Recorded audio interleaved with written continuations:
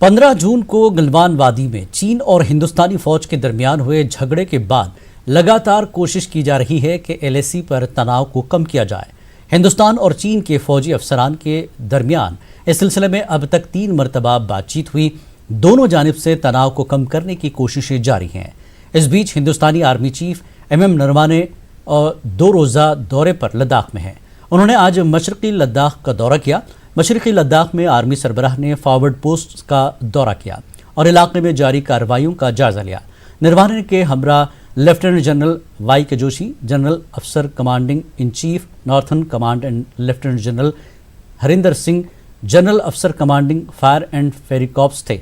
Army सरबराह को Trishul division के जनरल कमांडिंग अफसर ने तैयारियों और कार्रवाइयों के बारे में जानकारी फराहम की। आर्मी सरबराह फौजी जवानों से भी मिले और उनकी हौसला अफजाई भी की।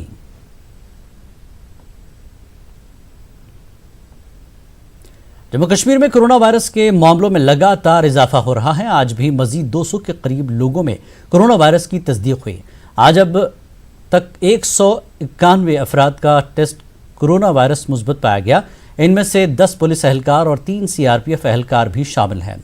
नए मामलों के साथ ही जम्मू कश्मीर में कोरोना वायरस से मुतासर अफराद की मजमूई तादाद 6400 से तजावज़ कर चुकी है। वहीं आज एक और शख्स की इस जानलेवा बीमारी से मौत हुई। नई हलाकत के साथ मरने वालों की तादाद बढ़कर 88 हो गई है। लॉकडाउन में भी अब नरमी दी गई है। अब बाजार दोबारा खुल गए हैं। धीरे धीरे बाजारों में भीड़ बढ़ने लगी है, जिसकी वजह से कोरोना वायरस के मामलों में इजाफा होने का खदशा लगा रहता है। इंतजामिया लगातार लोगों से ये अपील कर रही है कि एहतियाती तदाबीर को अपनाएं, मगर लोग अब मानते ही नहीं। माहिरीन का मानना है कि कोरोना वायरस से अगर महफूज रहना है तो सोशल डिस्टेंसिंग और मास्क का लगाना बेहद ज़रूरी है।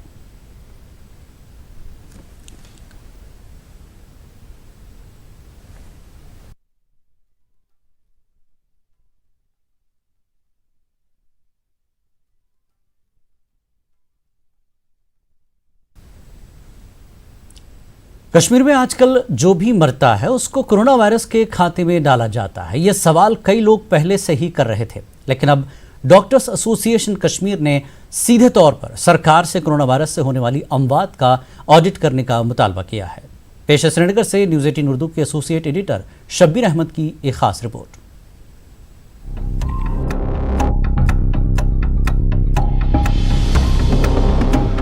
एक बोरी में लाश लाई जाती है, एक इंसान की। बच्चे, रिश्तेदार, दोस्त, अहबाब कोई नहीं, न आगे न दाएं न बाएं। बेटी बाप का आखिरी दीदार नहीं कर पाई। बेटा अपने वालिदैन को कांधा नहीं दे सका। बेबसी का आलम। कोविड-19 से मरे हर शख्स की यही कहानी है, जिसे कोविड-19 प्रोटोकॉल कहा जाता है। लेकिन कश्मीर में पिछले 3 महीनों से क्या कोई किसी और वजह से नहीं मरा? अस्पताल में मरा हर शख्स कोविड-19 पॉजिटिव क्यों हो जाता है? कभी मरने से पहले और कभी मरने के बाद। सरकारी आदादोशुमार के मुताबिक जम्मू कश्मीर में आज तक 88 अफराद कोविड-19 से मरे, लेकिन इनमें से एक बड़ी तादाद ऐसे लोगों की है जो नॉन कोविड अस्पतालों में किसी और बीमारी या हादसे की वजह से दाखिल किए गए, लेकिन जब मरे तो कोविड पॉजिटिव करार पाए। श्रीनगर के 4 बड़े अस्पतालों में अभी तक 69 अफराद की मौत हुई। SMHS श्रीनगर में 26, CD हॉस्पिटल में 21, स्किम्स श्रीनगर में 20 और स्किम्स बिमना में सबसे कम 2 मरीजों की मौत हुई। इनमें से SMHS hospital non Covid hospital है, मगर यहाँ की अमवात भी मरने से पहले या उसके बाद कोविड-19 पॉजिटिव ही करार दी गई। कुछ दिन कबल तो एक झगड़े में बुरी तरह जख्मी हुए हंदवाड़े का एक नौजवान भी जब मरा तो कोविड के ही खाते में डाल दिया गया। इन सवालों को लेकर अब डॉक्टर्स एसोसिएशन कश्मीर सरकार से जवाब मांगती है।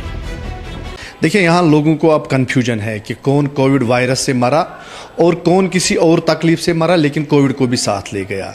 तो हमारा ये मानना है कि बहुत सी डेथ्स में मेडिकल लीगल रिपरकशंस भी है। आपने देखा हंदवारा यूथ को कुल्हाड़ी से मारा गया, उसकी डेथ हुई, उसमें तो लीगल रेमिफिकेशंस है। अगर उसकी डेथ कोविड से हुई तो वहाँ जो जुडिशरी है उसको तो उसमें डिफरेंट एंगल से देखना पड़ेगा। तो डॉक्टर्स एसोसिएशन कश्मीर का ये ज़ाती राय है कि जो डेथ सर्टिफिकेट है, देखिए वो एक सिंपल सर्टिफिकेट नहीं होती है, वो एक कॉम्प्लेक्स सर्टिफिकेट होती है, उसमें पार्ट 1 पार्ट 2 होता है। तो हमने गवर्नमेंट से ये अपील की कि एक डेथ ऑडिट कमेटी बैठे और जब भी किसी की डेथ हो तो ट्रीटिंग फिजिशियन के साथ जो डेथ ऑडिट कमेटी होगी वो उसमें देखे कि कौन सा पेशेंट कोविड से मरा और कौन सा पेशेंट जो है कोविड भी था, उसको कोइंसिडेंटल फाइंडिंग कोविड था। देखिए अगर किसी पेशेंट को सीवियर रीनल फेलियर है और क्रेटिनिन 7 है, पोटेशियम हाई है, उसकी डेथ हुई और वहाँ से टेस्ट भी पॉजिटिव आया, तो वहाँ हम ये मानेंगे कि पेशेंट की डेथ जो है वो रीनल फेलियर से हुई और कोविड जो था वो वहाँ कोइंसिडेंटल फाइंडिंग थी। तो ये जो है दूध का दूध पानी का पानी करने के लिए एक एम्पावर्ड डेथ ऑडिट कमेटी बनाए गवर्नमेंट और हर एक डेथ को वो कमेटी देखे कि कौन कैसे मरा, बास्केटिंग प्रॉपर हो। क्योंकि हम भी एज एसोसिएशन देख रहे हैं कि जो कॉमन लोग हैं उनका कॉन्फिडेंस हेल्थ से जो है वो उठ रहा है, उनका कॉन्फिडेंस हेल्थ पे कम हो रहा है। डॉक्टर एसोसिएशन के साथ कई और तिब्बी माहिरीन इस मामले को सरकार के सामने रख चुके हैं। कश्मीर के मारूफ पल्मोनोलॉजिस्ट डॉक्टर नवीद नजीर ने तो पिछले महीने मेडिकल कॉलेज श्रीनगर को चिट्ठी भी लिखी और पूछा कि आखिर जो लोग कोविड की अलामात नहीं रखते या छाती के अमराज में मुब्तला नहीं हुए उनको सीडीओ हॉस्पिटल क्यों भेजा जाता है। सवाल वाजिब है, इस पर कुछ कार्रवाई हुई कि नहीं ये पता नहीं चल पाया, मगर हर मौत को कोविड मौत का नाम देने का सिलसिला जारी है। स्किम्स बिमना के प्रिंसिपल और मारूफ मौलिज डॉक्टर रियाज भी मानते हैं कि इसका तज्जिया करने की जरूरत है। इसके बारे में मैं ज़्यादा इल्म नहीं रखता हूँ क्योंकि मुझे दूसरे हॉस्पिटल के बारे में इतनी नॉलेज नहीं है कि वो किस तरह से कोविड का इलाज मुआवजा कर रहे हैं, किस तरीके के मरीज़ दाखिल होते हैं। तो जब तक हम इसका तज्जिया पूरा नहीं करें कि कितनी अमवात हुई, किस हॉस्पिटल में कितनी अमवात हुई, कितना दाखिला था, किस किस्म के मरीज़ थे, तो ये एक मौज़ूअ गुफ्तगू है। मौत अटल है, इसे कोई टाल नहीं सकता, लेकिन खुदा किसी को कोविड की मौत ना दे। एक ऐसी मौत जहाँ पे वालिदैन को अपने बच्चों के 4 कांधों का सहारा नहीं मिलता, जहाँ हमसाए और रिश्तेदारों को उसकी आखिरी रसूमात या जनाजे में शिरकत की इजाज़त नहीं मिलती, जहाँ आंसू तो बहाए जाते हैं लेकिन आहोजारी के लिए आवाज़ हल्क से नहीं निकलती। ऐसे में ये सवाल हक बजानिब है कि आखिर कश्मीर में आज जो भी मरता है, इन दिनों जो भी मरा, वो कोविड के खाते में क्यों चला गया। ऐसे लोग भी जो ज़ख्मी हुए, ऐसे लोग भी जो हादसों में ज़ख्मी हुए या किसी और मर्ज़ में मुब्तला हुए, उन्हें कोविड पॉजिटिव होने के बाद ऐसे अस्पतालों में क्यों धकेला जाता है जहां पे उनके असली मर्ज़ का कोई इलाज का ज़रिया नहीं।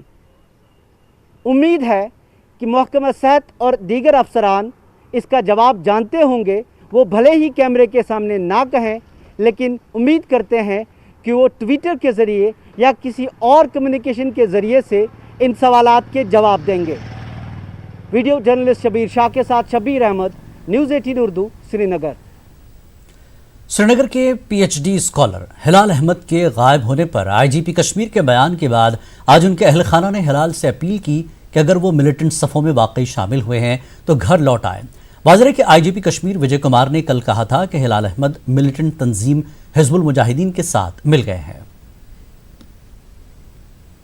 अगर डीजी साहब का ये बयान सही है, अगर ये जी हाँ, वैसे तो हम मानने के लिए तैयार नहीं, क्योंकि वी नो हिज कंडक्ट। तो हम अपने बच्चों को रिक्वेस्ट करेंगे कि वो आए, हमारे पास आए, घर आए।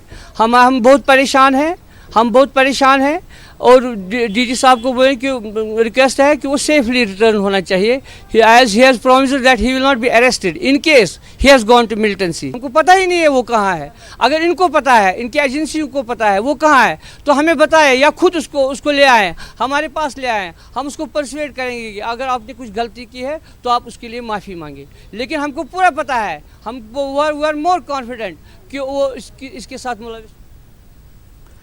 जिला पुंछ में आरआर और एसओजी ने मुश्तरका कार्रवाई करते हुए मिलिटेंटों की कमीनगाह को तबाह किया है। सिक्योरिटी फोर्सेस ने पीर पंचाल के पहाड़ों में मौजूद इलाके में ये कार्रवाई अंजाम दी है। कमीनगाह से फोर्सेस ने हथियार और गोला बारूद भी बरामद किया है।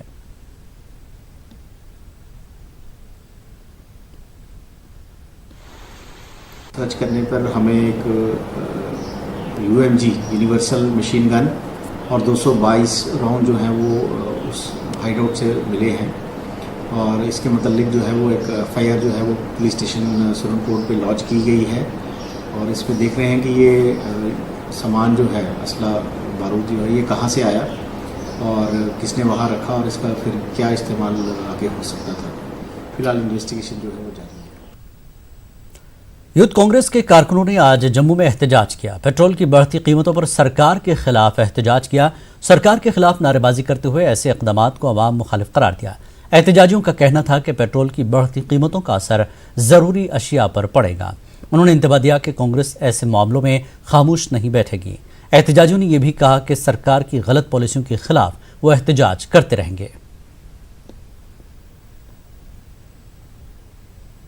जम्मू कश्मीर में चाहे गर्मी हो या सर्दी, लोगों को बिजली की शिकायतें रहती हैं। बिजली की बार बार बंद होने की वजह से लोगों को मुश्किलात का सामना करना पड़ता है, लेकिन अब पावर डिपार्टमेंट ने इसका हल तलाश किया है। पेश है जम्मू से कोमल सिंह की रिपोर्ट।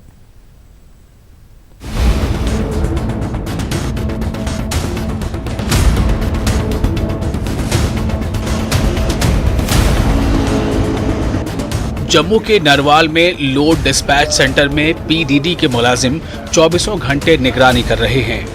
सेंटर में ये मुलाजिम इस बात को यकीनी बनाते हैं कि किस इलाके में कितना लोड है। इस सेंटर में इस बात को भी यकीनी बनाया जाता है कि लोड को किस तरह ठीक किया जाए। तेज बारिश और तूफान के वक्त इस बात का ख्याल रखा जाता है कि कैसे नुकसान से बचा जा सकता है और लोगों को किस तरह फायदा पहुंचे। वर्ड है SCADA, supervisory control and data acquisition. उसके थ्रू हमारा डाटा आता है और हम सारा सिस्टम उसके थ्रू मॉनिटर करते हैं। ये सिस्टम 24/7 मॉनिटर होता है for a better power management, ताकि हमारी सरप्लस पावर ना हो, ना ही हमारी पावर की कोई कटेलमेंट हो। हमारा गवर्नमेंट ऑफ इंडिया से मिनिस्ट्री ऑफ पावर से शेड्यूल आता है, इसमें हमारी सेल्फ जनरेशन जुड़ती है, वो हमारा बनता है शेड्यूल। उसको हम कंजम्पशन से इक्वेट करके फिर हम उसे इक्वेट करते हैं और हम देखते हैं कि हमारी जो सिस्टम है वो एक नॉर्मल सिस्टम चल रहा है। जब तूफ़ान आता है हम अपनी पावर सरेंडर करनी शुरू कर देते हैं। इट टेक्स घंटे से 1.5 घंटा लगता है, 6 स्लॉट लगते हैं 15-15 मिनट के, बट हमारा प्रोसेस स्टार्ट हो जाता है। सो इंस्टेंट है, जो पेनल्टीज़ पड़नी है वो हम उसे अवॉइड करते हैं और इससे स्टेट के एक्सचेकर को करोड़ों रुपए की सेविंग भी है। Jammu Kashmir power development corporation को बने हुए अभी सिर्फ 6 महीने ही हुए हैं। इस दौरान कॉरपोरेशन ने कुछ दिन कबल ही एक कॉल सेंटर खोला है। कॉल सेंटर के जरिए लोग अपनी शिकायतें दर्ज करते हैं। कॉल सेंटर में 24 घंटे लोगों की खिदमत के लिए मुलाजिम तैनात हैं और लोगों की मुश्किलात को हल करने की कोशिश की जाती है। लोगों की कोई भी परेशानी होती है तो वो टोल फ्री नंबर 1800-180-7666 पर कॉल करके अपनी शिकायत दर्ज करते हैं। का कॉल सेंटर जो है अवेलेबल है, राउंड द क्लॉक 24/7 × 365 अवेलेबल है। जहां भी कोई बिजली जाती, कोई प्रॉब्लम है, बिलिंग के बारे में कोई भी इशू है, they can call the toll free centre and get the facilities from them. बारिश, तूफान या फिर लोड के बढ़ जाने से ट्रांसफार्मर्स के खराब होने का भी खदशा लगा रहता है। जम्मू डिवीजन की अगर बात करें तो यहाँ गर्मियों में ट्रांसफार्मर खराब होने की शिकायतें ज्यादा मौसूल होती हैं। इस सिलसिले में महकमे ने लोगों की मुश्किलात का इजाला करने के लिए 24 घंटे काम करने वाला वर्कशॉप भी खोला है। वर्कशॉप में 24 से 25 लोग काम करते हैं। ये लोग 24 घंटे काम करते हैं और लोगों के ट्रांसफार्मर्स ठीक करते रहते हैं। 12 हमारी डिविजनल वर्कशॉप्स हैं, जो छोटी वर्कशॉप्स हैं, जो अपने अपने डिवीज़न को केटर करती हैं। वहाँ पे हमने बहुत सारे ट्रांसफार्मर्स जो पहले के ख़राब पड़े थे, जो कई सालों से जिन पे ध्यान नहीं दिया गया था, उनको हमने पहले निकलवाया, उनकी स्टॉक टेकिंग करी। उनमें से जो सैल्वेज हो सकते हैं उनको हमने तुरंत रिपेयर करवाया ताकि हमारा बफर स्टॉक बढ़ सके, ताकि रिप्लेसमेंट की अगर ज़रूरत पड़े तो हमें रिपेयर करने का वेट ना करना पड़े। रिप्लेसमेंट के लिए हमारे पास रेडिली ट्रांसफार्मर अवेलेबल रहे। और हर घर बिजली वाला जो एक गवर्नमेंट का ड्रीम था, वो बहुत हद तक मैं कहती हूँ मुकम्मल हुआ है, पूरा हुआ है। बिजली बहुत ज़्यादा बंद होती है हमारे यहाँ, तो डिजिटल मीटर लग चुके हैं। और जैसे कि एक बार अभी सुनने में आया, न्यूज़ में सुना है कि कुछ गवर्नमेंट ने कुछ इनिशिएटिव लिया है, कोई एक प्राइवेटाइज होगी शायद बिजली, हम लोग तो तैयार हैं जी बिल पे करने के लिए, बट हम लोगों को चाहिए एक प्रॉपर बिजली, कि हमें लगता है कि हम लोग जितना बिल पे करते हैं उस हिसाब से हमें बिजली नहीं मिल पाती। जम्मू कश्मीर के लोगों को बेहतर सहूलियात देने के लिए बिजली महकमे ने बहुत बार कदम उठाए, लेकिन वक्त के साथ साथ वो सारे कदम कागजों तक ही सीमित रह गए। अब देखना ये होगा कि इस बार उठाए गए कदम से लोगों की मुश्किलें कितनी जल्दी दूर हो पाती हैं। वीडियो जर्नलिस्ट चांद के साथ कोमल सिंह, न्यूज़ 18 जम्मू। खबरों का सिलसिला जारी रहेगा एक ब्रेक के बाद।